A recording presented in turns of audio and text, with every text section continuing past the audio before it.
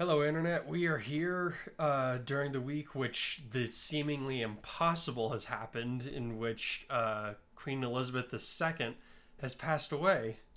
That's a really random way to start our... It's a really random thing to happen. Like, I thought that lady was going to outlive everybody.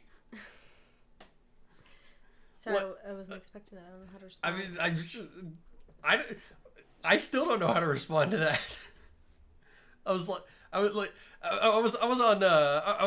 on the Discord server the other day, and it was either Kaiser or Last Robin who just like out of nowhere was like, "Hey guys, by the way, the Queen of England died." No, he said the Queen died, and like three of us at the same time were like, "Of England?" Like we like if I go back in the chat, like you'll see like three of those like all the same. It's just like, "Of England." He's like, "Yeah." We all spent like 5 minutes just going like, "What? She can't be dead. That's not how this works." So that was a weird way to do the week. Also I had COVID. Yeah, it was our first time. First time having COVID. Almost 3 years, we got COVID for the first time. Yep. And so we're good. Did I tell you like at one point my fever got so bad like I would get certain tastes in my mouth when I heard different pieces of music? You got synesthesia? Apparently. That's hilarious. My brain was just so fraught, and like I couldn't even tell you what these tastes are. I just know that I got these flavors in my mouth, and I wouldn't have even been eating anything. That is interesting. While I was listening to music, I was just like, "What is going on?" I can't say I've ever had that experience. I had weird dreams while I had it, but other than that, I also slept for like 3 days straight, which I've never done before. Mini hibernation. Yeah. Okay, so that was a really random way to start. But I mean, let's go ahead and... I feel like a lot of podcasts start with really random stuff. That's why I hate podcasts. Why do you hate podcasts? Because people talk about random crap for too long when I actually want to listen to what they have to say that I tuned in for. Okay. All right. I don't know, like, genuinely, like, I will straight up, like, fast forward the podcast, because I'm like, yeah, I don't care what you guys have to say about random stuff. I just want to know about, like, the meat of the topic. I think a little bit of random stuff every now and again is fun. It's good. I think you just have to like the people you're listening to, and I'm too cynical, and I don't like people, so when I'm here, like, I can even like the person whose podcast I'm listening to, and I'm like, oh my gosh, shut up, why are you talking about this? Get to the point. Like, I clicked on this because... you wanted to tell me X, Y, and Z, and you have yet to tell me that. So, sorry. All right. Well, okay then. So, blame my wife for being a killjoy, but we'll go ahead and get on to the reviews. Okay. Kale Cream. She has a little happy XD face. All right. Aw, that was hilarious. But, Kudai, don't lie. You're going to die soon. We know it. He doesn't know it. The hint of the next chapter. Aw, bless you, Monoma. He can be really sweet to his classmates, but his mindset is just toxic. I don't know that he is very nice to his classmates. Like, I've read up on some of the, there's author's notes that sometimes come out in the manga, and he's not nasty to them like he is to Class 1A, but he's kind of a loner even in their class. Interesting. Yeah. Yeah, I don't know a whole lot about that character, but... I just know that he's annoying, and I don't like him. All right, thank you, Kale Cream. Thank you for your review. Silver 4700. This one's mine. Oh, you're going to read it? Yeah. Okay, go for it. I always read Silver's reviews. Oh, sorry, I don't know. It's been 2 weeks since we've done this. I always read Silver's reviews. I don't know. It's been 2 weeks since we've had a podcast, man. I feel like we have this conversation every podcast. Probably. All right, Silver 4700. That last fight that Kudai had with everyone was kind of entertaining to read because it just reminded me of One Punch Man just standing there while everyone tried to kill him. I've only seen like 3 episodes of One Punch Man, so like I don't know what event specifically you're talking about, but I know enough about the show to be like, yeah, that sounds about right. Let's see. It was an ironically funny way to end the fight, even more so because Izuku and Bakugo had to team up in order to knock him down, so to speak. Well, yeah, man. You know, it's the Vegeta Goku rule. The Vegeta Goku rule. The enemies turned allies always makes for the best combo, don't you know? Let's see. Okay, so I read this part already because this made me laugh a lot. But here, so let's see. Here we go. Nazu says, "I'm pretty sure that Hikari is sus." Mike, "Nah, man, Hikari's not sus." "But what if he is sus?" Aizawa, "You're all idiots. I'm skipping voting." All Might, I don't know. Everyone has sound arguments. I don't know why that made me laugh so much, but it did. And like, yeah, that's pretty much how it is. Like, playing online is like, that's like the only argument you can make, is because if you try to type out a long argument for why you think someone is the imposter, you've already been voted off because you're taking too long, and so you just kind of have to shoot from the hip. But thanks, that was really funny. Let's see. I don't really have that many references to make right now. I'm kind of mentally exhausted for the most part. Same, bro. Don't worry about it, man. That was funny. That was really funny. Let's see. He says, "And if I can get serious for a moment in this review, I really loved reading that last section with Mina and Kurai. It genuinely got me really emotional. I recently had to break up with the girl that for 1.5 years I thought I was going to spend my life with. After praying about it and seeking wisdom, the best thing I felt is that the Lord pushed me to do was the hardest. I didn't know if I should put that in my review, but I wanted to say that it has been really good to see Mina and Kurai's relationship flourish. Thanks, genuinely." We're sorry to hear that, man. That's so hard. Yeah. Like, I mean, I'm not going to tell you what you can and can't put in a review, other than don't put spoilers for the My Hero manga or this story for other people. But yeah, man, if you feel like if you feel like that's something you're comfortable sharing, you know, I don't mind listening to it. That's the thing, when you're reading something and it brings out emotions from whatever you're dealing with, whether it makes you feel them more intensely or it gives you a little relief from them because you're getting a little bit of an escape. Like, those are both good things, and I think that's why we read fiction. I was just reading one of C.S. Lewis's papers a while back, because you guys know I'm a nerd and I do these things. And one of his papers... How long ago could I get you that book? You got me that book before we got married, actually. That's not a Christmas present that I got you recently? No, you got that book for me. I think it was actually the Christmas present before we got married, and I finally am reading it. Yes, because I remember reading it. You've had it that long? I remember reading it in my grandparents' house. Huh. I started reading it then, and I finally got back into it. But anyway, Joe a few years back got me a book full of C.S. Lewis essays and short stories. And podcasts. It's basically podcasting. It's podcasting before podcast was a thing. Yeah, some of them are literally annotations from cassette recordings of him hanging out and talking with his friends about literature, which is fantastic. I'll tell you guys more about it later, but, you know, getting back to the point, he believed that the reason fiction is so important is that it not only allows us to use the creativity that God gave us, but it also gives us this escapism, and so we're able to build these worlds and experience these really cool emotions, and whether it's escaping from the emotions we're currently feeling or helping us heal, like, that's what it's all about. It's just like enjoying art. And so if it's, you know, if that's what it's making you think of, or if it's, you know, helping you heal through that, then awesome. That's great. Yeah. You're welcome to share it. I mean, that's how I get. I'm ridiculous. I always relate what I'm going through to, like, whatever anime or book I'm reading.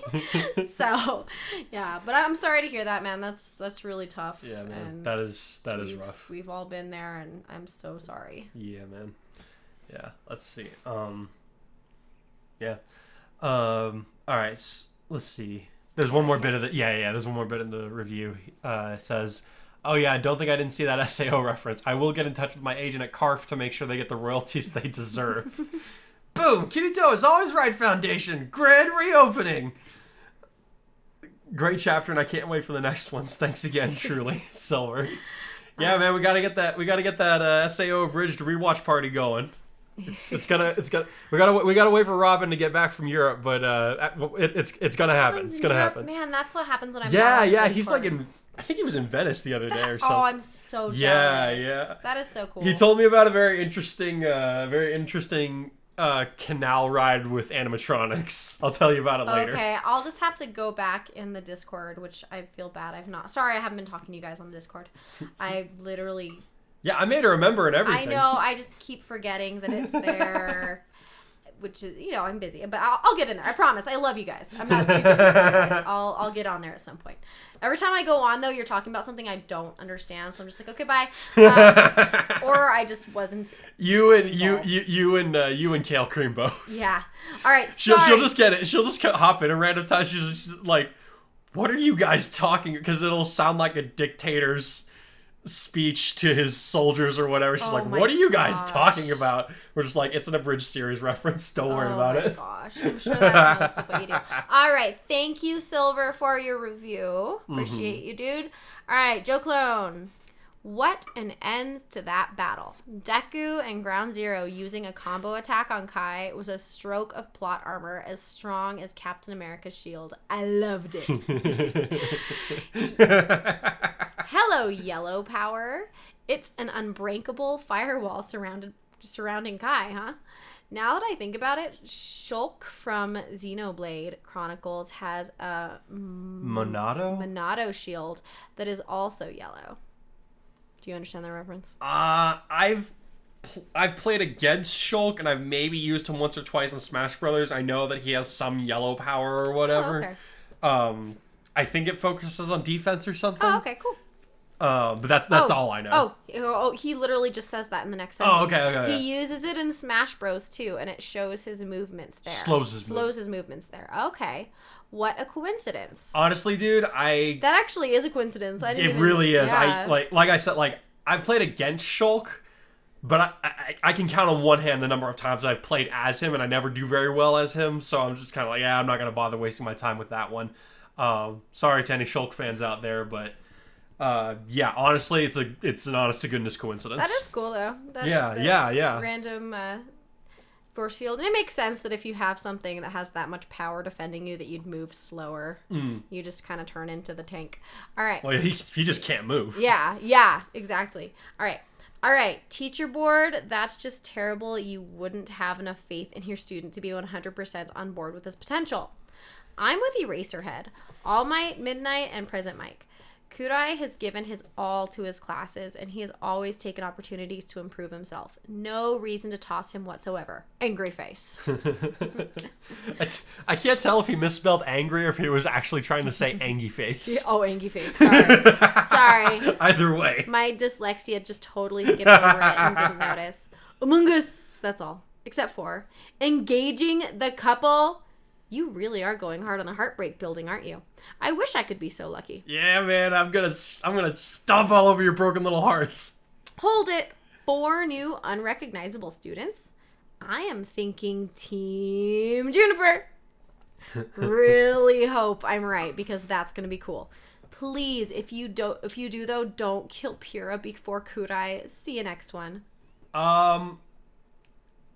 If I bring Team Juniper in, I promise Pyrrha will outlive Kudai.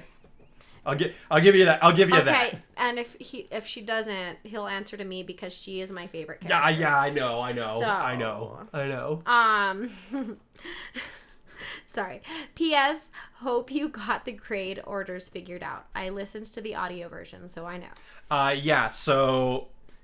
Kudai places behind Deku in the class grade orders.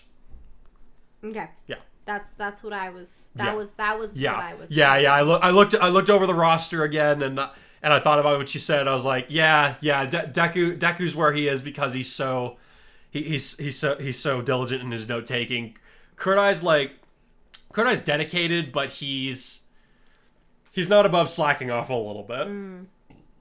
All right. He knows how to allocate his time a little better. Yeah. That's what I was thinking. I'm like, you'd be hard pressed to work harder. He's coming from a background of like, it's important that he gets good grades and stuff, and that he builds a solid reputation both in his academics, but it's more helpful for people in their line of work to be more invested in their street smarts. So that's what he's more focused on. He reminds me of all the kids I went to school with who would, do most of their homework, and then they would ace every single test and just, get pretty good grades. I was the opposite. I would do every scrap of homework and then I didn't test well. So I would get decent grades. Yeah. But like my grades came mostly from the homework, not from the tests. Not from the tests. And then, all of my peers were the opposite, where they'd hardly ever do their homework, but they'd ace every single test. And so it was just frustrating for me. Because I felt like I worked so hard. So he does all of his homework. He doesn't get all the answers right every time. And it's kind of the same thing when it comes to a test. Okay. So like he across he gets his good grades from. He's a good student. Yeah, from both. He doesn't necessarily excel at one over the other. Okay. If that makes any sense. All right, cool. Yeah. All right, thank you, Joe Clone. Mm-hmm. And we have a very long one. We're gonna have to scroll for this one. I can't see the top. Sorry. You're good. There we go. All right, Silly Kita. Okay, less savagery in this chapter, which I was kind of hoping for. Don't get me wrong, seeing reminders that Akurui and Kudai are in fact brothers with similar outlooks on things was amusing. I just couldn't get over how weird it was to see Kudai being so good at being a villain. I feel you, man. It was fun. I'm not gonna lie, it was really fun making him be the bad guy. New chakra power. I like the concept. It kind of reminds me of the armor lock from Halo Reach. Yep. Was that the source of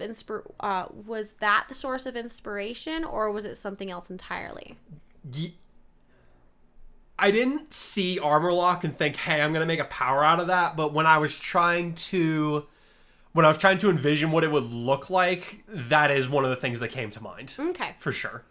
I also believe that this only leaves us with 2 more chakra powers to be revealed.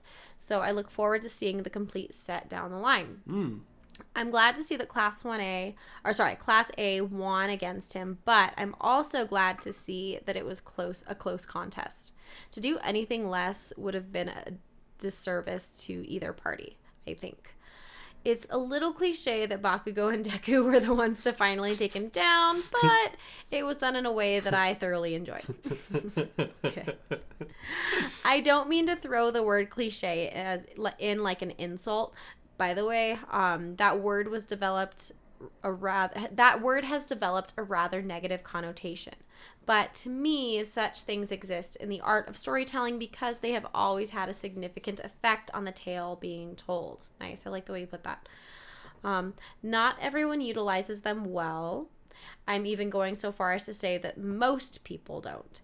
But there's a reason that they haven't died off even after thousands of years of stories being told. Oh, that's a really interesting thought. Yeah.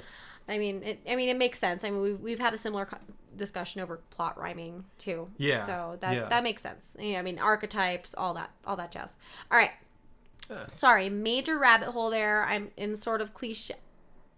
In short, cliche's not bad as long as treated with care. Yeah, I got you. No, that makes sense. So the teachers are scared of Kudai, huh? I mean, I can see where they're coming from, but because I like him so much, I have a hard time not being mad at them for even considering something like taking him out on the hero course. I'm admittedly intrigued by what he would do if he was removed from the hero course, but I'm glad even enough of them had the sense to keep him where he is. Little note. I was surprised that you had Midnight be one of the people who voted to keep him. I got the impression that you didn't like her all that much, so I figured you'd want her to be one of the quote-unquote bad guys, for lack of a better term. Yeah, I mean, no, I don't really like her, but that doesn't mean that I'm going to, like, I've done this in the past where I apply my dislike of a character and just use that as an excuse to only rely on their negative traits and not allow any of their positive ones to show. And Midnight does not strike me as the type of person who would just lose faith in their student because she was afraid of something they might do. For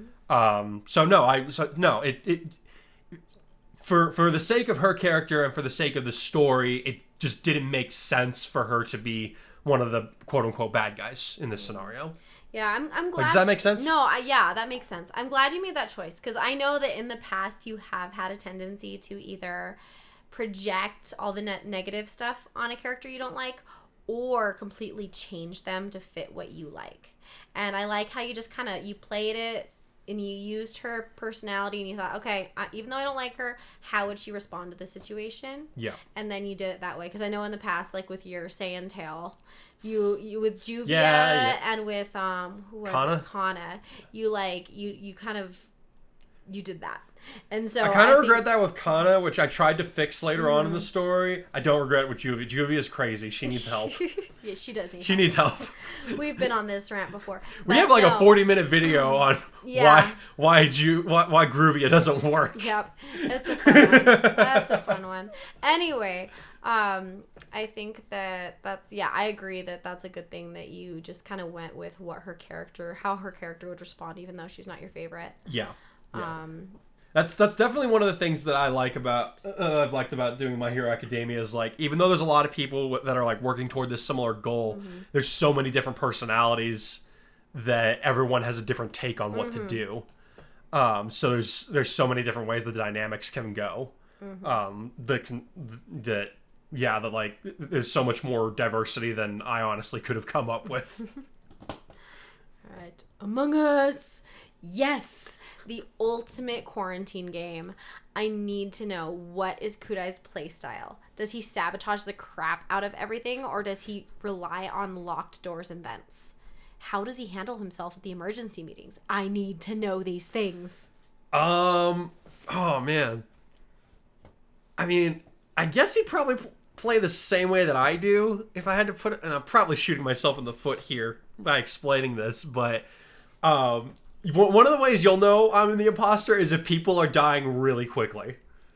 Like you said, it's the ultimate quarantine game. I remember we used for a while there, our friend group was playing it on Saturday nights, and I don't know how you guys I got caught one time, like out of the 100 or so matches that we played, where I was the imposter, and I don't understand how you guys didn't catch me, because like every time I was the imposter, people would die like so quickly. Like every time a meeting would go by, 2 or 3 people would be dead.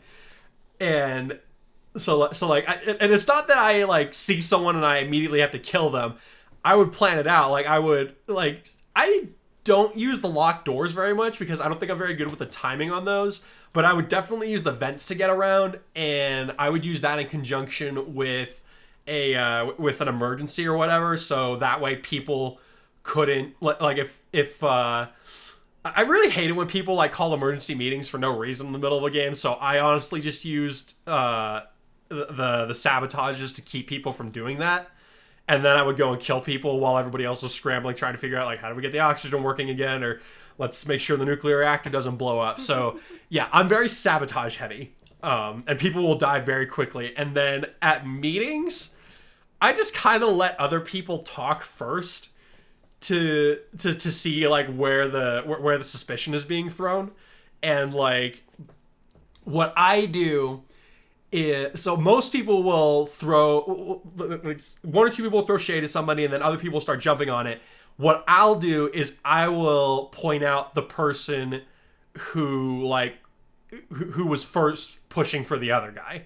Like if it's me and I want people to know it's me, I just want everybody else to be pointing fingers at each other as much as possible.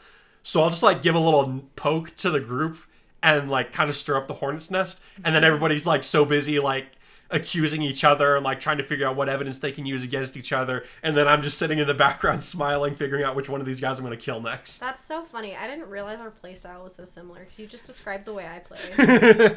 That's hilarious. Yeah, but you got caught a lot more than I did. Yeah, because I'm a bad liar. You are a bad liar. That's the thing. You're a bad liar in real life, but in Among Us you do well. Yeah, that's the You're a horrible liar. I'm a really bad liar, but for some reason in Among Us I can just play it so cool. Man, thank God our son takes after you, because he's also a horrible liar. Anyway, yeah. So there's our Among Us. Nice. Yeah. Sorry, that was a little bit of a long rabbit hole, but yeah. That's probably how Kudai plays. Nice. So when Kudai and Mina get married, are they gonna have to thank Kaminari for? Oh wait. That's not gonna happen. You miserable bastard. How dare you get me all started like that.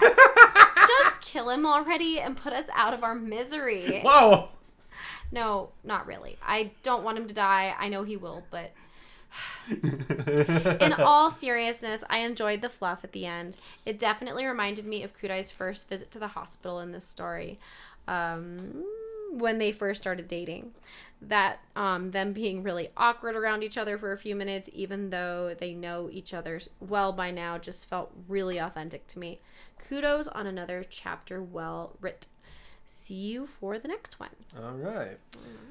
Thank you, Silly Kita. Thank you, Silly Kita. Okay, and so I've also started posting this story up on Archive of Our Own, and I finally got a reviewer who I'm gonna go ahead and take this one. Okay.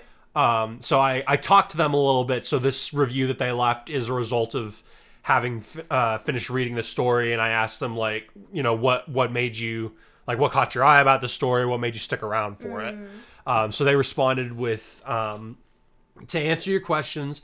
Oh, sorry, by the way, this is Zap Games from Archive of Our Own. So welcome to the podcast. They wrote, to answer your questions, I found the story while attempting to find a semi-long original character fanfiction, and after stumbling onto your one, I was convinced to give it a proper try when I read the first chapter. Excuse me. That Rudy's is trying to come back up. Oh, man. I'm a sucker for tragedy stories, especially ones where the protagonist's actions have real consequences, like the loss of your original character's arm, crippling of his brother, death of his father, imprisonment of his mother. I'm not saying I don't like happy endings, just the tragedies are always interesting to read when they are well written due to the cause of their emotional impact. I've said similar things that I like about the story in previous comments. Oh, excuse me. There, man? Yep, I ate too much Rudy's. It's hard not to do that. It's good food, man. Let's see.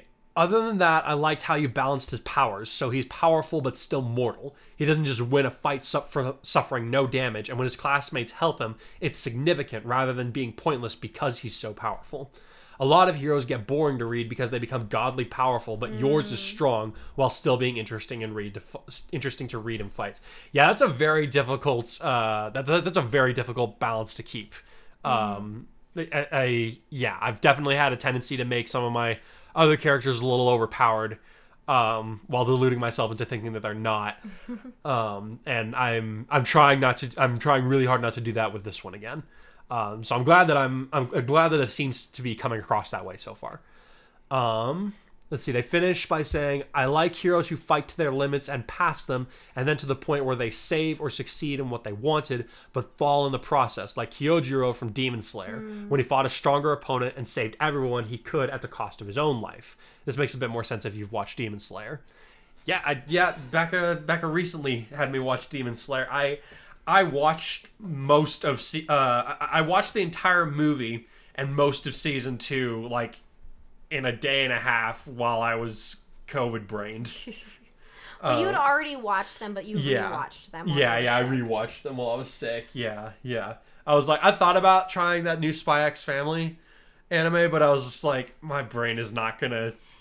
My brain's not gonna retain any of this. He hasn't watched Rings of Power with me yet because he's been brain fried, but hopefully that will happen at some point. Anyway, sorry, tangent. You can keep. You know how this works. The more you push me to watch something, the less I'm going to want to do it. How long did it take me to watch Moana, guys? Anybody want to help me out here? Who was it who had to mail it to you? Silver. That was Silver. Okay. Yeah, Silver. He bought a Blu-ray copy of Moana and mailed it to me. Yep. Just so I would watch it. Yep. And I did. I remember saying, I was like, the only way I'm going to watch this movie is if somebody buys it for me. And the next thing I know, I've got a copy of Moana in the mail. I'm just like, all right, I got to keep my word. Nobody spends money on the entire Rings of Power series. We have Amazon Prime. Yeah, no. Yeah, no. Yeah, no. Anyway. Alrighty, well, thank you everybody for your reviews. I'm going to go ahead and let the audio chapter play now. Is it Team Juniper who's coming in? Well, you know what? If you've been hanging out with me on the Discord, you know who's coming in. So I'll just go ahead and let it play. Be back in a bit. From the moment I reached the other side, I could not hide from the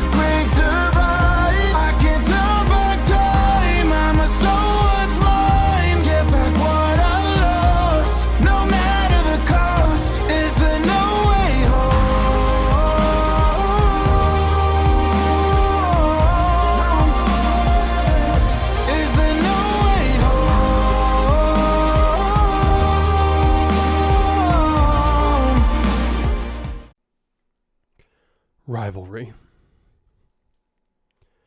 Kurdai was up the next morning by 6 despite his relatively fresh injuries, but he was surprised when he crossed the hallway to find Izuku pacing back and forth in front of his door.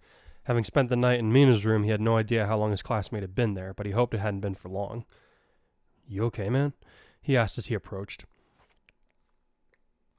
His head was still in a bit of a daze after his technical proposal to his girlfriend the previous evening, but he was also alert enough to know that his friend was distressed about something.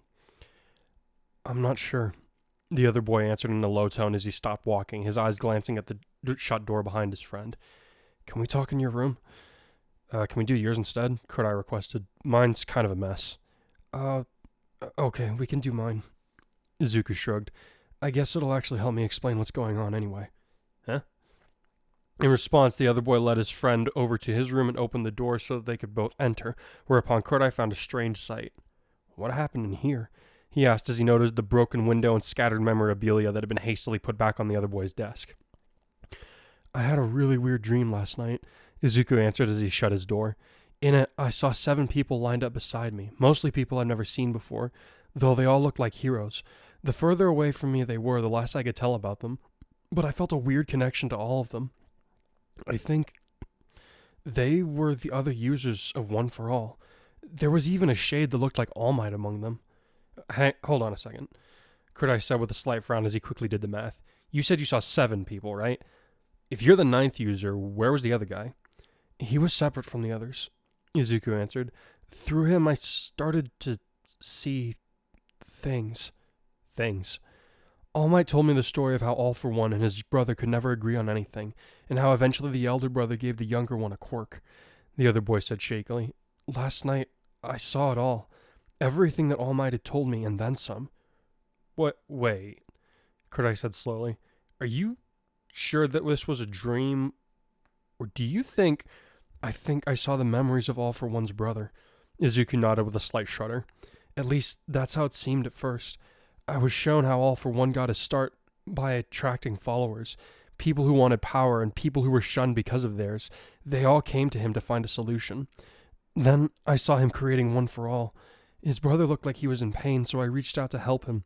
And when I did, he reached back to me and told me that there was more to tell. But because I'm barely using a quarter of the power, there was only so much that he could do. He named me as the 9th. And that's when I woke up, my quirk having activated in my hand and broken the window without me even trying to use it." Kurdai was silent for a moment, processing everything his friend had just told him. After a few seconds' consideration, he inquired, "Have you asked All Might about this?" "I haven't yet, but I texted him once I woke up," Izuku answered. "Hopefully he'll agree to meet me before classes start. If you don't mind, I'd actually like it if you came along with me, seeing as you've agreed to share this burden with us." Kurdai had attended training sessions with Izuku and All Might during the semester, but for the most part, he left the two of them to more private discussions when it came to the history of One for All. "But why tell me?" Kurdai asked him. "Don't get me wrong, I'm glad that you feel like you can come to me with this kind of thing, and I'm more than willing to lend you my support, but I don't know what I could add to All Might's knowledge. I don't have one for—" He cut himself off in mid-sentence before he said, "Oh, I get it. Have you ever had a dream like that?" Izuku asked his friend. "Have the previous owners of your quirk ever tried to talk to you?" "If they have, I don't remember it," Kurdai shrugged helplessly. "Maybe they did, but I probably would have just passed it off as a weird dream. After all, up until recently, I wasn't even aware that Energon wasn't my quirk to begin with, so I wouldn't have paid any great amount of attention to a vision like the one you're describing." "I see," Izuku sighed. "Well, thanks for hearing me out anyway." "Hang on," Kurdai said before his friend turned to leave the room again. "Has that ever happened before? Your quirk activating without you meaning to turn it on?"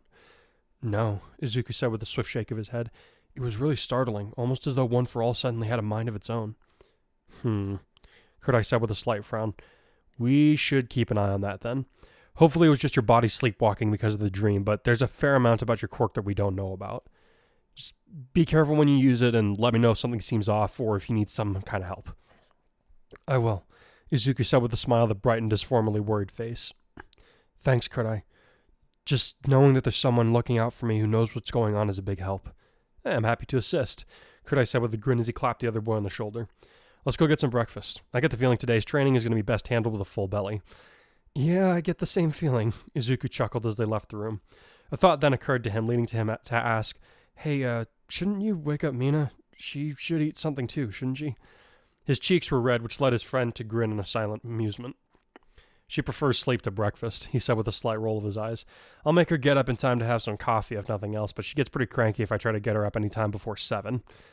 As they reached the elevator, he asked, What sounds good for food? I'm thinking an egg sandwich, but I can make something else if you want to split a dish. As they waited for the lift, he made a mental note to tell his brother about the newest development in his relationship with Mina as soon as possible. In fact, this had been his intent when he headed to his room to begin with, but his conversation with Izuku had derailed that idea. For now, it seemed as though he was going to need to keep his attention focused on this bizarre new development with the quirk that transcended the passage and decay of time. I'm afraid that I'm in the same boat as you, young Midoriya, All Might said with a ponderous look on his face as he gazed at his successor.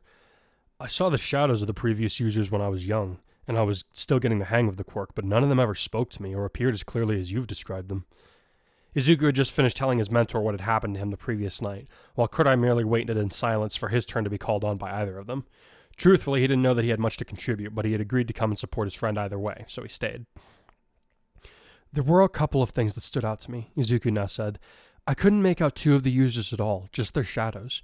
You were also there, and you had some kind of flame-like aura around you. I don't know if that's because you're relatively new to the quirk in comparison to the others, or if you're still alive, or something else entirely. The retired hero mused before he shifted his gaze to look at the other student. Young Hikari, do you have any thoughts on the matter?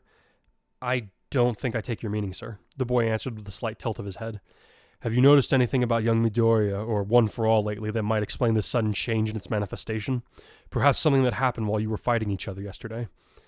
The 2 boys exchanged a thoughtful look before Kudai shook his head and replied, Nothing comes to mind. We were fighting with more intensity than when we normally spar, but other than that, nothing felt different. I see. The skinny man nodded. Even so, I feel like we should keep a close eye on any interactions that occur between your 2 quirks. They were both made by All for One, after all. I've fought 2 Nomu plus Wolfram on Island, and none of those encounters caused any kind of psychic reaction in my opponent like this before. Kudai said with a puzzled frown. Why should this be any different? 3 reasons, the teacher answered.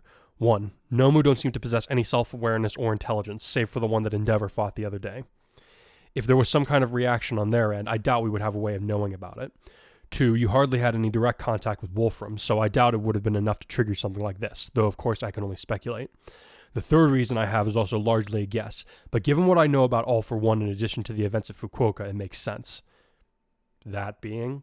Kudai prompted when the older man paused. I think he was trying to create a quirk capable of matching or surpassing One for All in strength, the former hero replied grimly. I have no doubt that even if events hadn't progressed as they did leading up to Kamino, he was planning on coming for me again, or whoever I had passed the quirk on to at that point. He had an arsenal of quirks at his disposal, sure, but he never would have had time to master each of their individual aspects. If he could have done that, there's no way I would have won against him in my weakened state, even if he was equally wounded. He mentioned that he had planned to make Shigaraki his successor, and if he really meant that, he would need to have a powerful quirk ready for him to inherit, one strong enough to beat a quirk that even he failed against. This gave both of the boys pause, but it was Kudai who broke the silence. That makes sense, he finally said. Once I knew where my power came from, I knew there had to be some kind of ulterior motive for that bastard, bargain or no. If he was using me to test the quirk's potential for Shigaraki, he probably thought he'd be able to steal it back from me at a later date. Him getting started on the Nomu project through me was just icing on the cake. Good thing he underestimated your resilience, huh? Izuku chuckled, though it was a bit of a hollow sound. Back to One for All, the teacher said, drawing their attention back to him. If Energon was created to counter it, there's a good chance that All for One may have designed it to cause my old power to react to it in a way that might throw off the curtain holder. Kudai was already shaking his head in the negative at that, though. Tsukuuchi was monitoring All for One the whole time I was talking to him, he reminded the older man. He told us the truth when he said he made my power with 3 quirks. To do what you're talking about, there'd have to be a 4th quirk layered in there, since Energon isn't a psychic type of power. Good point, All Might muttered. That may not necessarily be the case, Izuku mused, causing the others to now turn to him. If One for All can carry the vestiges of its previous users, who's to say that other quirks made by All for One can't carry a piece of him in them too? Maybe that's why my quirk reacted the way that it did. The vestiges of the past users are trying to protect me from whatever influence might be left in Energon by its maker. Kudai gave vent to an involuntary shudder at that. The thought that even a shred of All for One's influence might be rattling around in his head was not a welcome one, to say the least. "Let's hope not," he muttered. "I wouldn't worry too much about it," All Might said as reassuringly as he could. "We'll keep an eye on both of your powers just in case, but this is all speculation on our part. After all, like I said earlier, this is new territory for me, and I had the quirk for over 40 years. It might just be an event exclusive to young Midoriya. The power does evolve each time that it's passed down, so maybe this is a new facet of the ability it grants. I'd much prefer that than to think about the fact that I might be All for One's walking meat puppet," Kurdai continued to grumble. "Whatever the case is, I'm glad that you came to me about it," All Might told them. He gave another smile that he aimed at Kurdai as he added, "I'm glad to see you opening up more and more to help young Midoriya. Goodness knows he'll need all the support he can get in the days to come." Setting aside his doubts for the moment, Kurdai gave his friend a sidelong grin as he replied, "He'll definitely have it, sir. Even if this power was originally meant to take down One for All, I'll make sure that it's used for demolishing everything that man worked to accomplish. I'll make him regret ever experimenting with people to begin with." After their meeting, Kurdai was once again taken to see Recovery Girl, who was less than pleased about seeing him 3 times in the span of 4 days.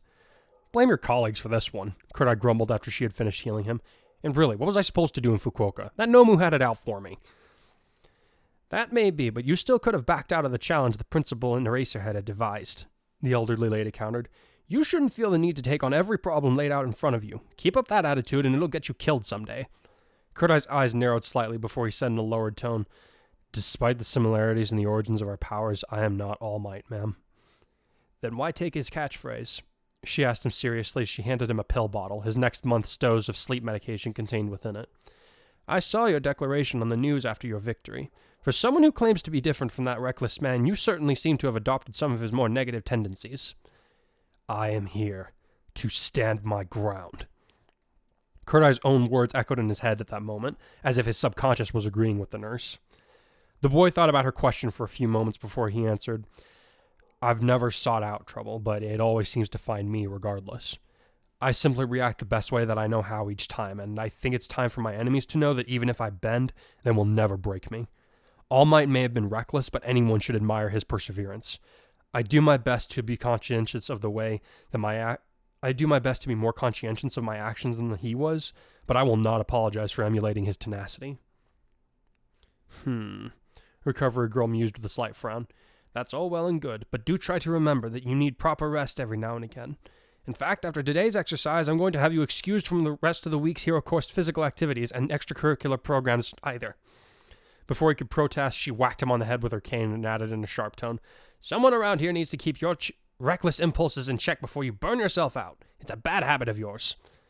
Kurdai went to protest, but then shut his mouth when he realized that this was far from the first time he had been lectured about pushing himself too hard, whether it was for his own sake or someone else's. Maybe I could do with a few days of rest, he thought heavily. All that aside, he didn't want to get hit upside the head with the youthful heroine's weapon of choice again. It was finally happening. Kurdai allowed himself to give vent to a small grin as he attached his scouter to his ear and looked around at his classmates, all of whom had equipped their winter gear for the upcoming exercise. It had grown rather chilly almost overnight, so the young heroes were glad the support lab had prepared their new costumes in advance. The most noticeable differences in their class had to be Yairozu wearing a long cloak as a windbreaker to ward off the chill, though there were others who had made similar modifications, such as Bakugo's thermal shirt that would keep him warm in order to produce nitro sweat, even in freezing conditions. Other people, like Ida and Kaminari, had done very little to change their costumes in accordance with the weather shift, but theirs were already a little on the heavier side to begin with. Kurdai was one of the people whose costume was more for visual aesthetics than support, since his quirk no longer had any dangerous backlash attached to it, so the only change to his outfit was that he wore long sleeves on his gi, and his boots had extra wrappings on them that would keep his feet insulated during conditions like the present ones. Mina's costume also added sleeves to her jacket, but other than that, her attire was virtually the same. "What do you think?" she asked as she gave him a twirl with a goofy grin that made him chuckle. "Isn't this cute? You'd make a potato sack look good if you were wearing it." He snickered, causing her grin to widen. "Ooh, good answer." She laughed while some of their classmates rolled their eyes. "Really, how shameless." Weiss sniffed at the pair. "I know they're in love and all that, but come on, can't they use a little discretion?" Ojiro grumbled in agreement. "I think it's sweet," Yang commented with a genuinely approving smile. "Kinda reminds me of my mom and dad when I was little." From what I know about Ashido, she's always wanted to be in love. Kirishima chuckled as he looked on at the couple fondly, even as they continued in their playful exchanges. Looks like she got what she's always dreamed about. We should be happy for them, Koda added, which surprised the others a great deal. It's kind of weird sometimes, but Hikari's been through enough that I think he should be allowed to enjoy stuff like this if it makes him happy. The animal tamer hardly ever spoke unless he was prompted first, so for him to voluntarily say such a thing was nothing short of astonishing. It's more than just him being happy, Ida now interjected, further surprising his classmates. Something must have changed between them recently. I don't know what it is exactly, but I've never seen Kurai so happy and at ease, not in all the years that I've known him. He actually reminds me of his uncle, at least what I can remember of him. You knew his uncle? Yang asked, wondering how it was that such a subject had not come up before, though it made sense seeing as the two boys had been practically raised together. Yes, indeed. Ida nodded with what sounded like a smile from within his helmet. Sergeant Hogosha and his brother, Kurai's father, were very much alike in many ways, but I always remember Kurai's uncle as being the one to make us children laugh whenever he was in the room. I believe that Kurai and Akudori's sense of humor is an unconscious tribute to the man, now that I think about it. As if on cue, Mina erupted into another burst of giggles that caused her to double over, while Kurai shook his head in mock despair. He sounds like a great man, Kirishima said with another smile. He was indeed, Ida replied a little wistfully. I do hope that he was able to reunite with his brother, even in spite of what Commissioner Hogosha did in the past. Well, aren't you all looking as carefree as ever? A familiar voice set all of Class 1A's teeth on edge as they turned around to see Class B standing a few feet away, Monoma at their head while his peers all just looked on with resigned expressions. The blonde boy was cackling maniacally as he held out a piece of paper with what looked like a graph chart and hooted. Guess what, Class A losers? I took a poll to see what people thought of our performances at the school festival. Our stellar theater performance versus your shabby little concert, and guess who came out on top? Before anyone could formulate a response, Weiss's rapier flashed out in front of her, causing Monoma to freeze in place as the chart fell away from his fingers, with only a little shred of paper left in his grasp. Blake then snatched up the document before it hit the ground and read it quickly before saying in a deadpan, You won by 2 votes. Big whoop. I'd bet good money on one of those votes being his, Kurai added as he stepped up to the front of the class.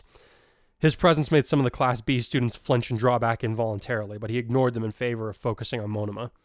Also, you didn't even participate in that play, so where's your right to brag?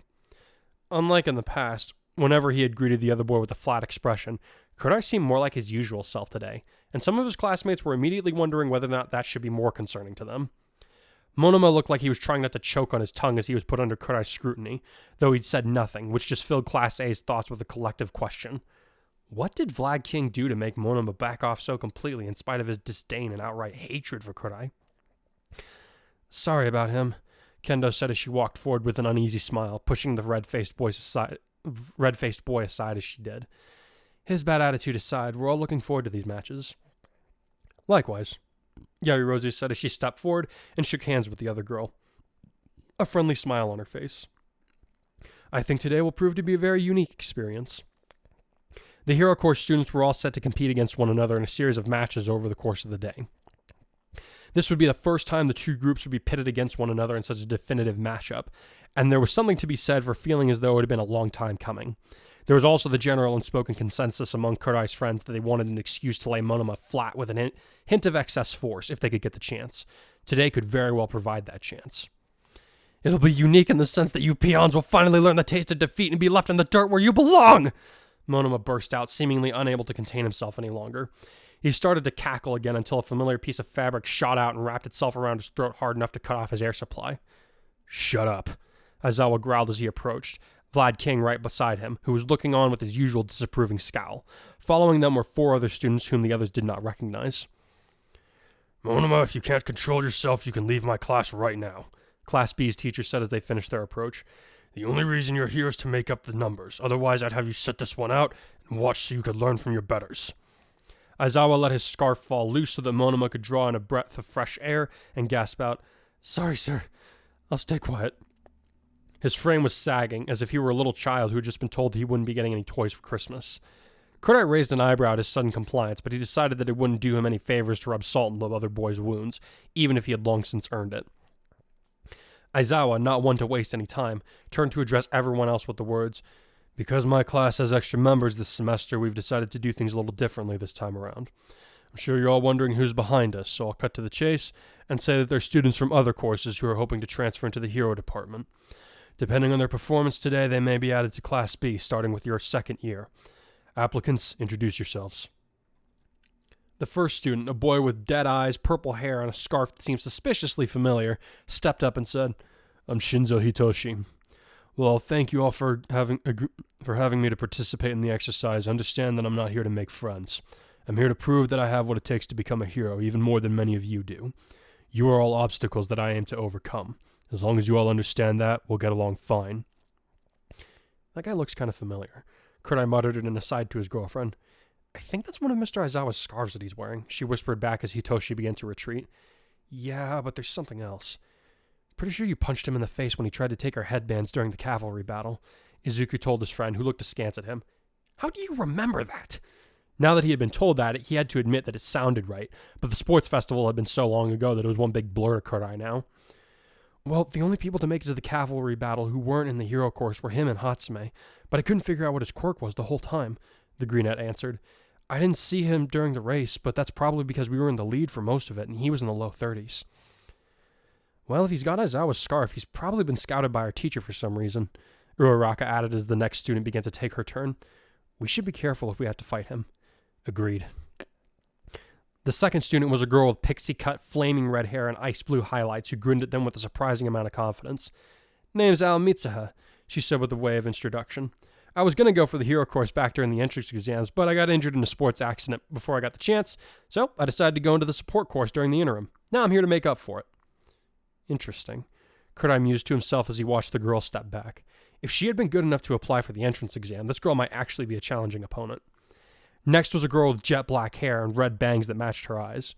She also appeared to be dealing with a nosebleed because she had a wadded up tissue in her right nostril and she kept dabbing at it, a nervous air about her.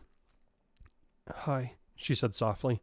I'm Hazuki Akabane and I'm here for reasons. She seemed to have a hard time maintaining eye contact, so the other students had to wonder what someone as timid as she seemed to be doing trying to make it into the hero course. Sheesh, I think even Blake talked more than that when we first met, Yang commented to Weiss, who nodded in a silent agreement, somewhat to their friend's annoyance. Kurai, Mina was intrigued to see, was looking at the nosebleed girl with an unusual intensity, so she resolved to speak to him about it later. Last to speak was another boy. This one was startlingly blue eyes and white hair, though his most prominent feature was his cool gray skin. I'm Yuri Asada, he told him with a friendly enough expression.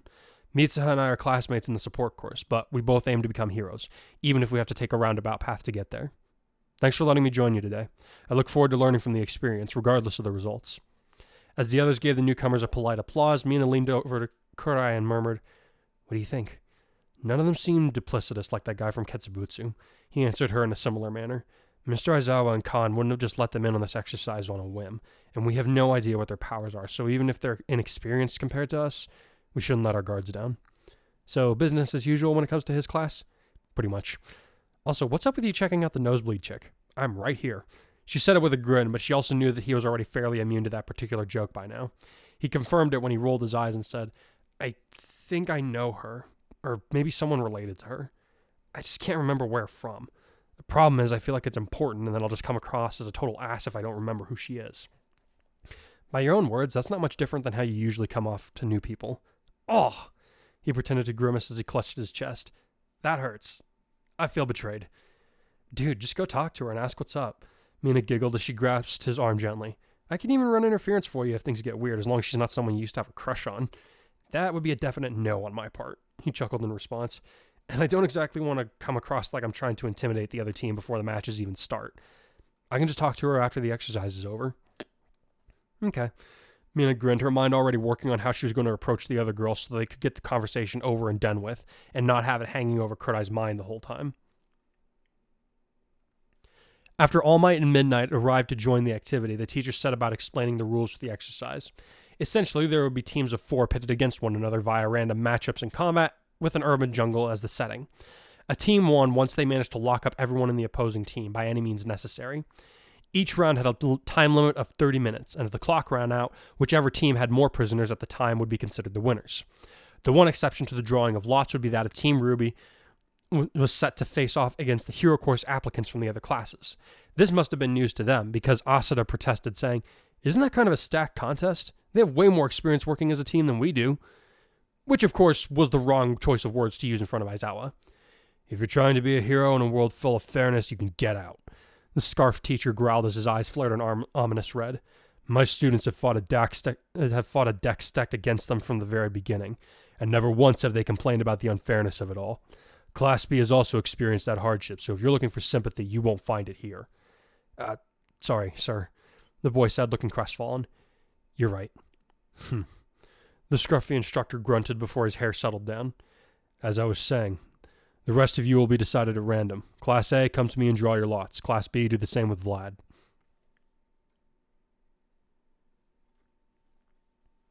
The team-ups took less than 2 minutes to sort, and by the time it had been done, Kurai, Mina, Izuku, and Uraraka were all grinning at each other. "How do you like that?" the boy said with the artificial limb. "We're going to crush the other team, whoever they are," Mina cheered. "Let's not get too overconfident," Izuku cautioned them, but it was easy to see that he was also excited by the prospect of getting to work with his close friends as a team, rather as the team they hoped to become after graduating. "Team Lightning Drop's very first live combat is about to go down," Uraraka said, her normally cheerful smile turning into a fierce one. "All right, so who are we beating up?" It took another moment for the lineup to be announced, and when it did, everyone in both classes turned to see that Kurai's grin had faded in favor of a more somber expression. Monoma, for his part, affected not to look at his would-be opponents, though some of the Class A members could have sworn that he was fidgeting just a little. Whether it was from excitement or nervousness, they couldn't tell, and no one really wanted to find out from him anyway. Seemingly by the alignment of fate, it would be Kurai's team against Monoma's for the final round of the day's battles. Seeing Kurai's change in expression, Vlad King started forward, only to be held back by Aizawa, who said, "I want a clean match on both sides. Understand?" "Yes, sir." Kurai nodded, his expression reverting back to a semblance of his normal cheer. "I handled an encounter with my uncle's killer professionally. Monoma is nothing like what I went through with Needle Mouse." There was nothing in his expression or tone to indicate that he would be given over to a lack of control, yet his classmates worried all the same. "A defeat over him will be more than good enough for me," Monoma sniffed over his shoulder, which most of his peers decided to discount. Really, the only thing they felt bad about was the fact that their other friends would have to go up against a powerhouse strong enough to keep up with, if not surpass, the current #1 hero. If they were being honest, some of them were kind of looking forward to seeing how Kurai would handle Monoma, who had been an embarrassment to their student body for far too long. "All right then," Aizawa said as he lowered his arm without looking at his peer. "Team Ruby, Team Applicant, head out to the starting points. We'll give you a signal when it's time to begin." "Yes, sir!"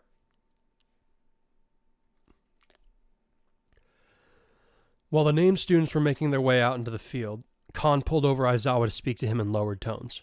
"What's the big idea, Eraserhead?" the blood-themed hero demanded. "I want my class to win, obviously, but you know as well as I do what Monoma has done to Hikari over the course of the school year. There's no need to torture him if we don't have to, especially after what he went through in Fukuoka. Monoma will use any excuse that he can to torment Hikari again, and you know it." Vlad may have been Class B's teacher, but he respected Kurai for his sense of restraint when it came to his oppressors, and his opinion of the boy had only grown after witnessing his fight a few days ago. He wasn't Kurai's instructor, but he also felt that the young hero had been put through more than enough in recent times to justify rearranging the matchups. "If you know as well as I do what Monoma is responsible for, then you know he should have been expelled long ago, especially after having his provisional license revoked for conduct unbecoming of a hero," Aizawa replied unflinchingly. "Unfortunately, the school board decided to give him another chance because they think we need new heroes on the streets as soon as possible with All Might gone. Maybe this will be his divine punishment if there is such a thing. After all, unlike when he's been picked on in the past, Hikari's cleared to fight back this time. Perhaps Monoma will learn what happens when you make him truly angry." "The anger of a good kid isn't something that Monoma should be afraid of," Vlad grumbled. "I'd say it might do Hikari some good to loosen up his moral code just a little bit of this time." "You think Hikari has a strict moral code because he's a good kid at heart?" Aizawa snorted. "That's not it, Vlad. What are you talking about?" "Good people don't need rules to curb their anger," Aizawa muttered into his scarf.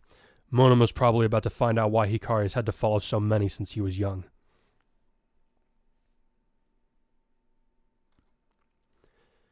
"You gonna be okay?" Mina asked her boyfriend worriedly. "I'm sure that Izuku can handle him if you think it'd be too much to fight Monoma." "You worried that I'll take it too far?" he asked her with a sidelong grin. No, I'm actually kind of worried that you'll hold back too much against him because you'll be worried about taking it too far and it might affect your performance during the test, she answered him. Well, I wouldn't worry about that, Kurtai assured her, maintaining his usual friendly smile. Besides, pretty sure that their plan will hinge on him confronting me, no matter what kind of measures we prepare. I might as well be ready to face him. What makes you say that? She inquired with a slight frown.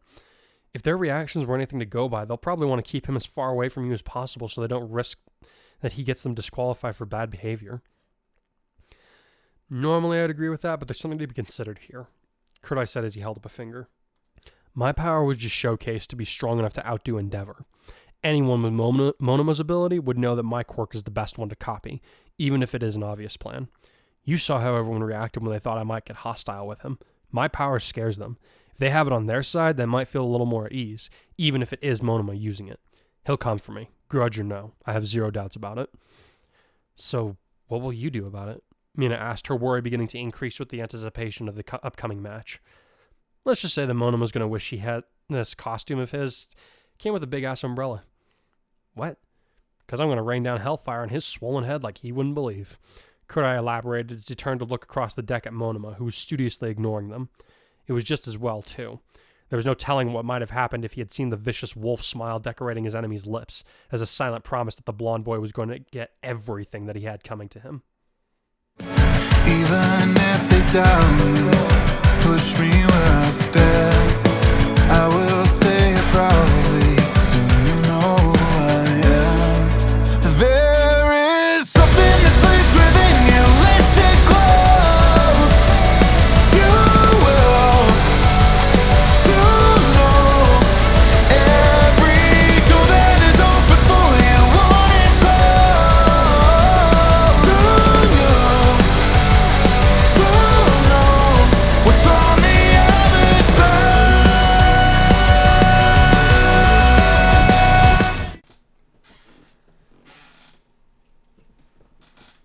Just got to get a few more chair creaks in there just to Annoy me. annoy you. Yeah. Yep. All right. So yeah, I guess I would call this one a transistory chapter. Transition chapter? I was Transistory? gonna say transitional. Transitional. Boy, can you tell I'm still recovering from fever brain?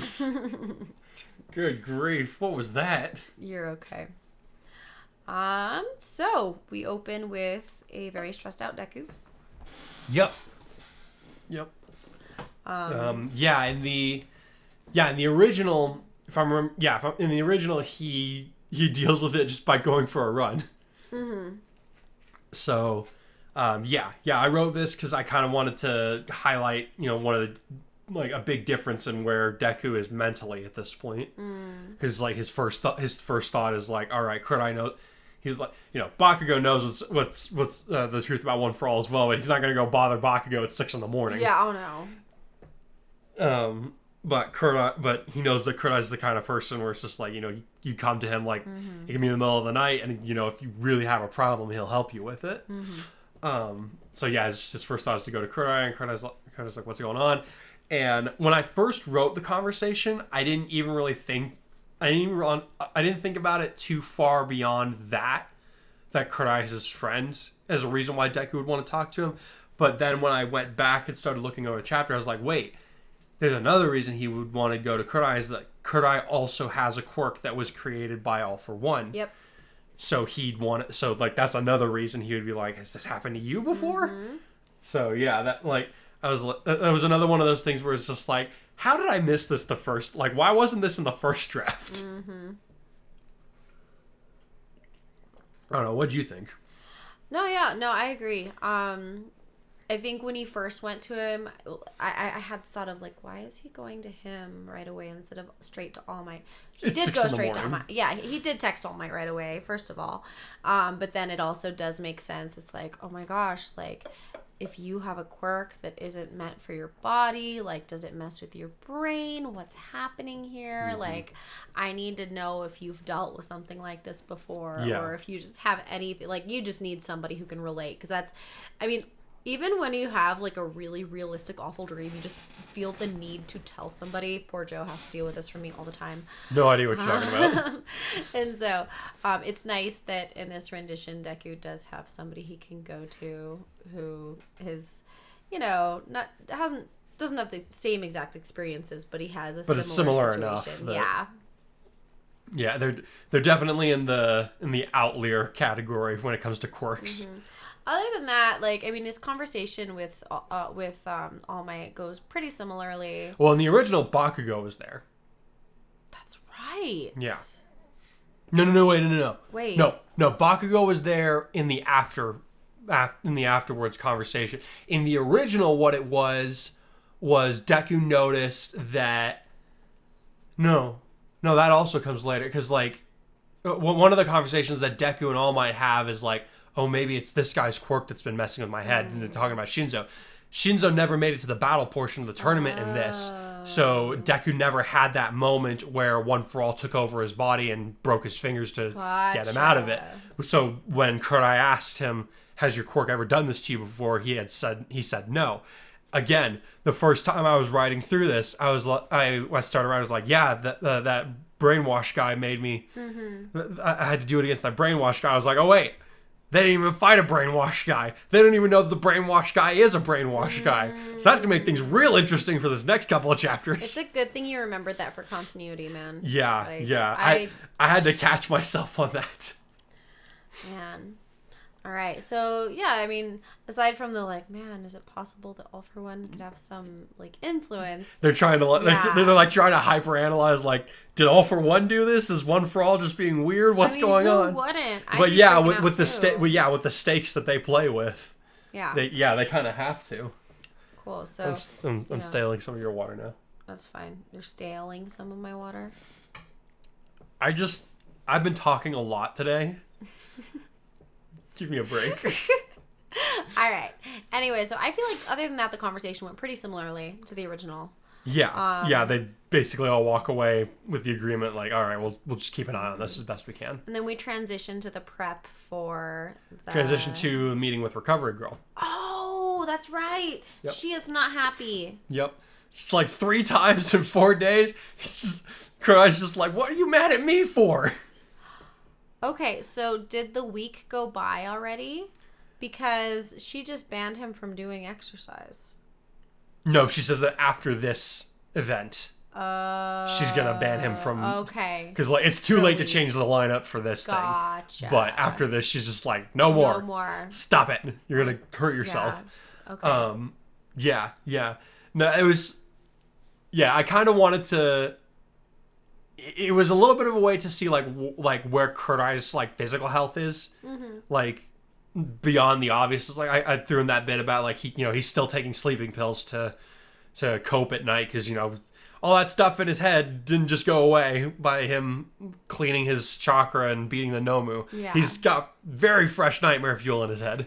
Yeah, and that's not how life works. You can have a little period of growth, but there's still going to be times where trauma kind of comes back and affects you. There's a lot of people who literally have trauma manifest itself physically, because they never really dealt with it emotionally, or because something has happened and your body still deals with it even if your brain doesn't, and then and usually your brain is still going to deal with it at some point. It doesn't just go away. They're here's, if they can keep him from having night terrors, at least then they'll do that. Yeah, absolutely. Psh, sounds good to me. Anyway, so yeah, Recovery Girl. She's kind of throwing his own words back in his face. Yeah. And he's just sitting there. He's like, what? He's like, what was I supposed to do? Let the Nomu eat me? You shouldn't have taken the test. Aizawa was gonna make me do it either way. Oh man, poor guy. I need to see Aizawa and Recovery Girl go at it. Yeah. Yes. How so? In what context? I'm just trying, because obviously Aizawa wins because it's Aizawa, but it's battle. I don't know about that, because when in the middle part of the second season, all of a sudden all his bandages are gone and stuff, right? everybody's like, "Oh wow, your wounds are all gone." And he's like, "The old lady went overboard on my treatment." So to me, that kind of tells us like, I get the feeling Recovery Girl would have the last word. Yeah, that's like, the sass between the two of them. Like, honestly, I know Aizawa was the kind who'd be like, I'm not even gonna pick a fight there. But, like, it would be really funny to see something where he's really stubborn and she's just, like... Had it with him because his students... Because, I mean, she chews All Might out, and All Might just runs away with the tail between his legs. All Might, he's a cinnamon roll. He cannot handle a little... He can't handle a little old lady being disappointed in him. Yeah, that's because he's a cinnamon roll. He's precious. But I feel like the worst thing that could happen to him would be, like, an old lady being mad at him because her cat jumped out of a tree and died and he wasn't there to... Oh, that would destroy him. He would just be so brokenhearted. He would go out and adopt a kitten for the old lady and then she'd still be mad at him. And then he'd keep the cat. Yeah. And no, he'd give the cat to Aizawa because Aizawa loves cats. That's so funny. Anyway, sorry. Total tangent. Sorry about that, guys. Now we transition to the beginning of our next arc. Yeah. Honestly, I think my favorite part about the bit leading up to Class B coming in was Ida getting to talk about Kudai and Akuru's uncle. Yeah. We have, Mina and Kudai being Mina and Kudai and being all flirtatious and whatnot, whatever. Yep. And it's grossly obnoxious and adorable. And so, well, they're not like full on making out in front of their classmates and stuff. Oh yeah, of course. But they're happy and they don't care that other people are there. Yeah, and so everyone, of course, has mixed reactions. Yeah, and for context, in case some of you are confused, because I know there's gonna be somebody out there who's like, Yang doesn't get along with Yang's mom abandoned her. What are you talking about? She's talking about Ruby's mom, and the reason that I had her use the connotation of like saying her mom and dad was because I'm mostly referencing season 2 when Yang's talking to Blake.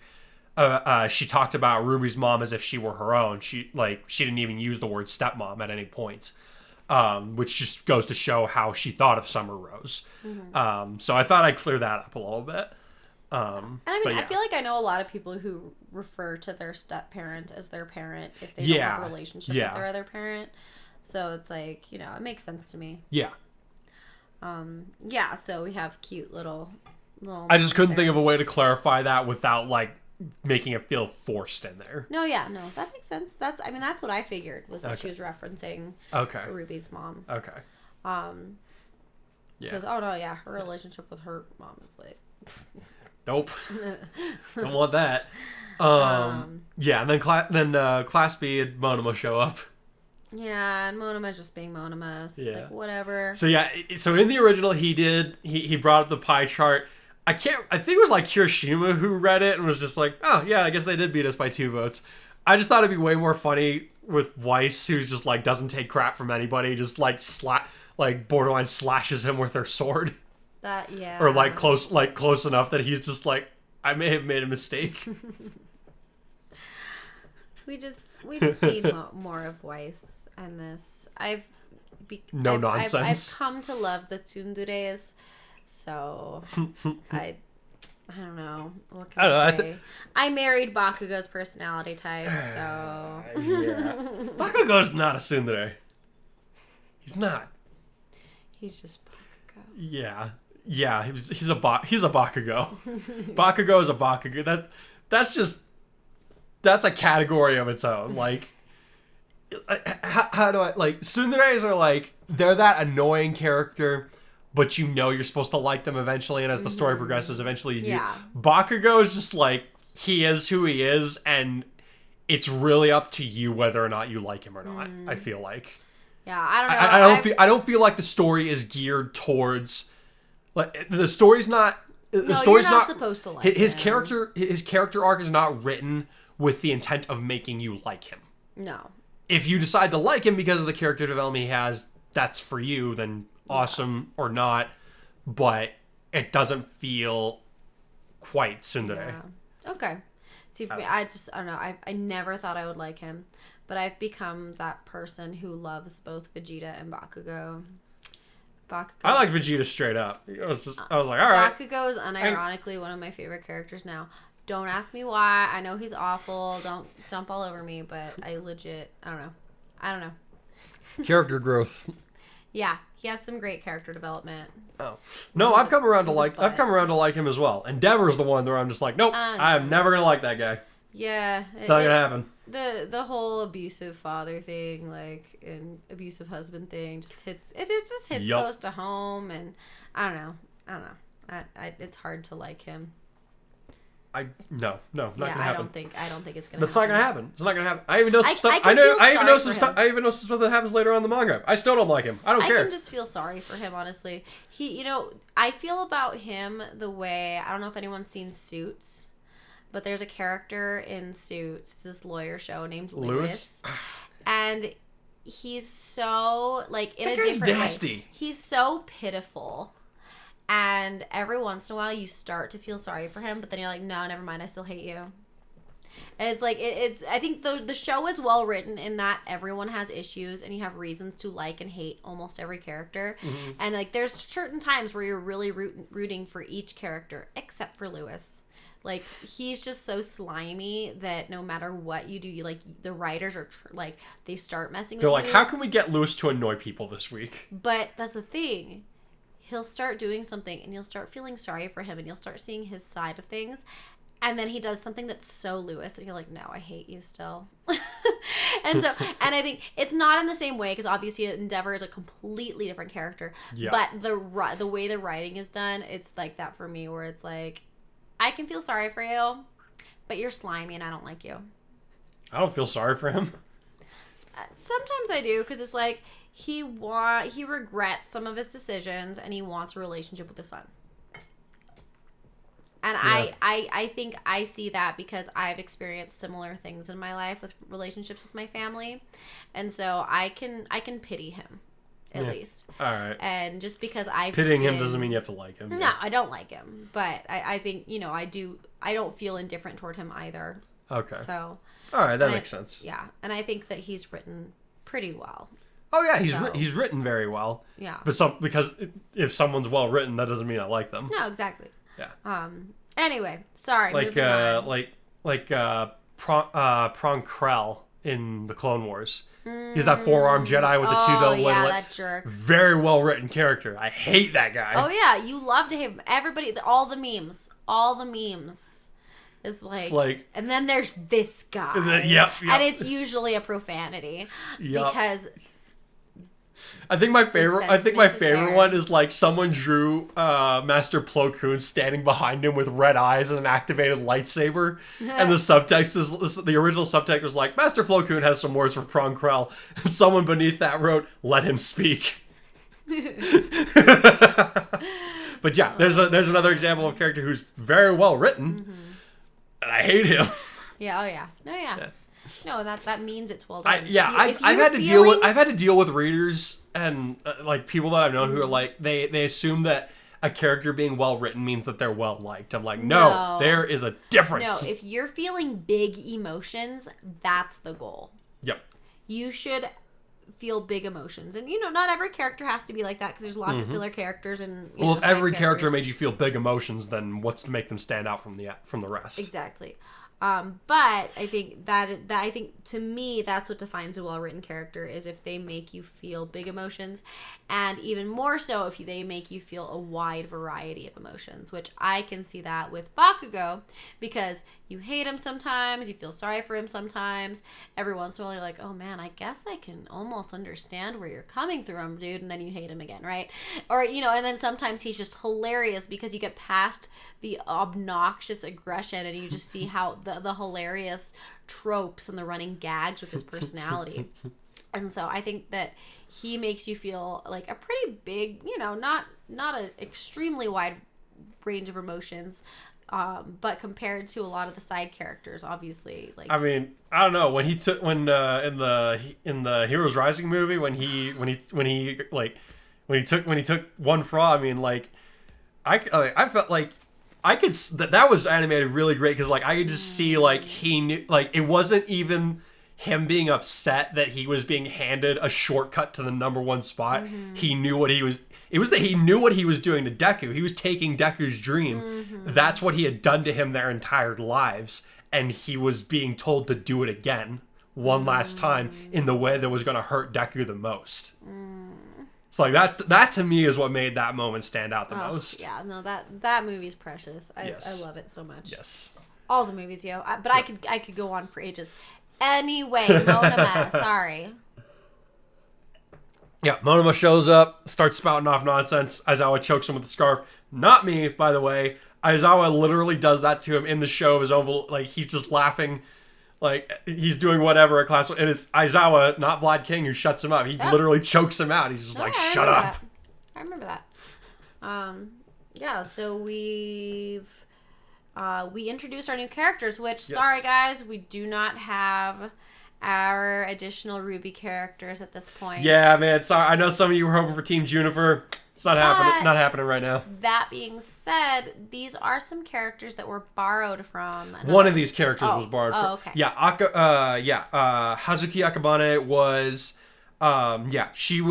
She's been adopted from another Instagram artist who has pretty much retired at this point. Okay.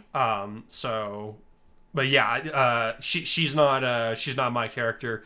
But I'm interested. Like, I remember how she's not related, but I know how she's connected to Kurai. And if you guys have been paying attention to some of the earlier parts of the story, you might remember as well. I'm interested to see if they recognize her name is what's important. Because I'll give you guys a hint. They've never met before, but they are connected, and the name is important. So I'll let you guys run with that and see if you figure it out. But yeah, so she's not my original design. Obviously, we have Shinzo coming in, but the other two characters, Ao Mitsuha and Yuri Asada, they are characters of my design. I put up an image of them during the audio chapter. Stick. All right. Yeah. So they were. That's the first sketch I've done where I've done characters with like two-toned eyes. Okay. Like not in the sense of heterochromia, like Todoroki, but like part of the eye is red and the other part of it is orange, or like the other part of the eye is blue and the other part of it's red. And I do that almost every time I draw an eye. So that's just I've never done. See, when I draw eyes, I'll just use different shades of the same color. See, and for me, I gotta go a little bit more of a drastic change because when you look at people's eyes, there's never just almost never just one color that you see. There's usually, even in their, like, even if someone has brown eyes or it goes from dark brown to a lighter tone. Oh yeah, mine are like ringed with green or something, right? Yeah, every once in a while, if the light hits it just right, I'll see a little green. Or with me, there's a little bit of yellow in there, a little bit of green, and it's like they're not quite hazel eyes; they're still brown, but you see these other tones. And I think as an artist, I see other tones. So when someone just does the same color, like, I get it, but for me, that's so boring. And eyes are that's got to be the coolest. You were raised with a different art medium. Yes. Yeah. This is true. But whenever I teach eyes, especially when I'm teaching, I encourage my students to blend different colors because they look so much more dynamic when you have those different, when you have that blend, to me. And I guess, I don't know. So anyway, even when I'm doing a blue eye, I won't just turn up the light or dark scale on my, like, digitally. I will slightly make it a warmer or a cooler version of that color, and I'll add a little bit of that because I just think it makes it look so much more interesting. Sorry, random art tangent. Sorry. No, the other thing I was gonna say was, like, this is also the first time I've drawn a character with a fade, like in their hair, The guy with the white hair, I gave him a fade. Okay. Like, it's actually kind of similar to how Ida's hair is cut. I realized. Okay. I only realized this after the fact, but I was like, I need to do something. I need to try something different. So I went ahead and decided to do that. I thought it turned out. I know, all right. I've probably seen these. I just gotta check. I gotta check them out. Sorry, I cannot. I'm having a hard time picturing them. I'll have to just get on Instagram. It was the one that you were criticizing super hard because of the eyes. Oh yeah, sorry. Yeah, okay, I'm afraid. It's not my best work, honestly, but I wanted to get it done in time for this chapter to release, and so I was kind of on a time crunch. I'm judging you hardcore. It's okay. You guys see what I have to deal with? No, you're fine. You're fine. It's fine. It's amazing that I get anything done around here. See, for me, it's like anytime I'm like concerned about proportions or something, I'm trying to get better about still posting my work, even if I have some major critiques, but I'm like super insecure, so I will not post something unless I'm like pretty okay. Most of the time, that's how I am, Yeah. but I kind of backed myself into a corner with this one. I kind of thought I had more time than I did, and then I got sick, and then I was like, I made myself work on this like as I was kind of coming out of the fever, which probably contributed to some of the not greatness, but. I'm like, I'm fine. It's not great, but it's fine. I'll put it out. It gives us the idea. It gives us the idea of what the character's supposed to look like. Yeah. Yep. Right. So we're all set up, and the matchups happen. So I had thought about just taking a member from Team Ruby and like throwing them across the lineups that already existed in the show. And then doing the same with Class B and the I new remember Hero you Corps mentioning team. that. Hero Corps team. But like after I thought about it, I was just like, this like it's not that it was gonna be too much work. It was just that I was gonna be spending so much time trying to like figure out how each interaction was gonna go about that it would. I feel like I wouldn't. How do I put it? I feel like by putting Team Applicant against Team Ruby gives the students that are applying to the Hero Course more of a chance to shine. And you'll see more what I mean, in the following chapter. But just I thought about it. I thought about it for quite a bit, and I was like, no. I want these characters to stand out, so I'm gonna go this route instead. Okay. Because if I put them in this, if I put all of them in this groups of people who are already super established heroes, who already they already know teamwork, they're already working together like this well-oiled machine. They're just gonna be the odd one out. That's not gonna do them much good. Okay. Yeah. Okay. So it'll be interesting seeing how because I remember vaguely how the matchups go, but I'm curious to see if anybody has any ideas about how it's going to go. I mean, they know that Shinzo has brainwashing, but for the other guys, I have no idea what their quirks are. Oh yeah. And then actually, no. If you've been with me on Discord, I told you guys a little bit about some of their quirks. Then remind me for your borrowed character, was that somebody that you had requested to borrow, or was it somebody that the artist had asked if you could include? I asked them if I could borrow it, and they gave me the green light. They were like, "Yeah, go ahead, use this character, do whatever you want." Cool. I was like, "Awesome." So yeah, that was very nice of them. But yeah, so we got I remember watching the show. And coming to this arc, I realized that the show basically gave me the lineup that I wanted, like from the get go, because the original one has Mineta, and Kurai took Mineta out of the equation. Yeah. So, yeah, so it literally gave me and they're going up against Monoma. I'm like, this could literally not have worked out any better for me. Yay! I was like, this is so easy. There's so little amount of alteration that I need to do to this. Nice. But yeah. All right. Well, I think that's about it for this chapter. Yeah, it is. So yeah, more of a transition chapter than anything. But the next, let's see. I want to say like the next 4 or 5 chapters are going to be. Let's see. Let me look at my chart here real quick. Let's see. Let's see. 1, 2, 3. Yeah. The next 4. So yeah, the next couple of months is gonna be going on the Class A versus Class B exercise. Nice. So yeah. Sorry guys, I've given up on trying to get him to release them more quickly, mostly because I'm impatient to see how you respond to things. I am taking my time. Yeah, I know. It's good. It's a good thing you're taking your time, and it also... Instant gratification is for losers. Okay. All right. Did they never do that test with you, like when you were in grade school? Like they'd be like, you can have one It's like you can have one marshmallow now, or if you wait 10 minutes, you can have 5. They never did it with me, but I've seen it in plenty of child psychology videos. They did that to us at my grade school. Like, I want to say, me and 2 other kids out of 20 were just like, yeah, I'll wait.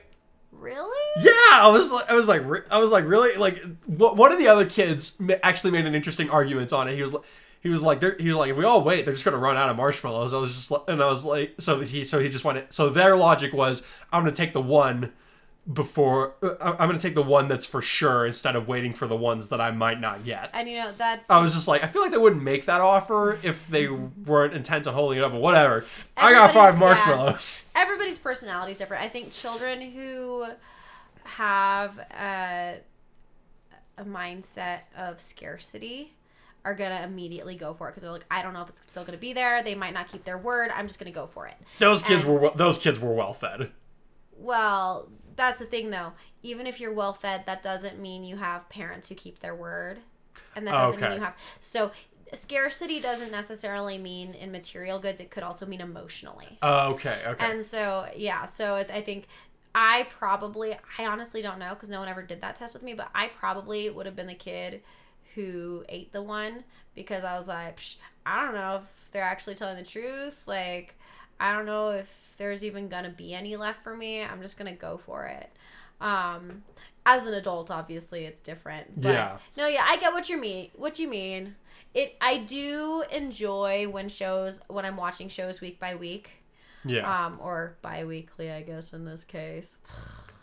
See, I have How dare I? I have too short of an attention span. It's a good thing you guys... I could be releasing these once a month. You could. But, no, this is good. Anyway, it's good to hear from you guys. And yes, thanks again for all the reviews. Thanks again for always coming back for the podcast. You guys make this really fun. Sorry, I'll jump into the Discord whenever I can. I seriously just haven't been on my phone that much lately. So. Oh, it's not like you're busy working a full-time job or anything, right? Yeah. Alrighty, guys. Well, we will see you in a couple of weeks. So stay plus ultra until the next one. Bye.